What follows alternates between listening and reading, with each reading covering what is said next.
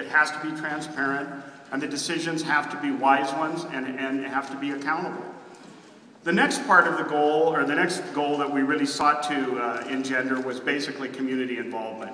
I think you all remember that old Pogo cartoon, probably the younger kids don't, but it's that line, "We have met the enemy and it is us."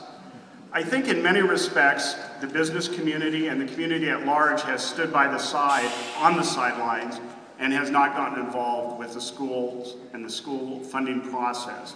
So this effort basically sought to bring the community, and the business community specifically, back into the fold, and not only to care and focus about the schools, but to get involved. The third thing, and this is vital, is funding.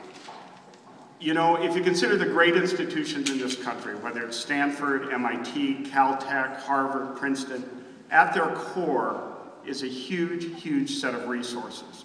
You cannot starve schools and expect great results. So funding is a major, major component of what we're focused on. And it's at two levels. Obviously at the state level, I think a lot of times we feel that the urban school districts, such as Billings, are shortchanged at the expense of the rural school districts, and we're obviously seeking to change that. But it also has to start here. If we care about what schools are like in our community, we have to fund them. The next thing that we focused on was the master plan. And again, I take my hat off to both the board and the new superintendent who hit the ground running with master planning. If we are to have great schools by 2020, or make them even better by 2020, we have to have a coherent, cohesive master plan that everyone can get behind. And then the fifth goal that we basically enumerated and articulated was the school board itself.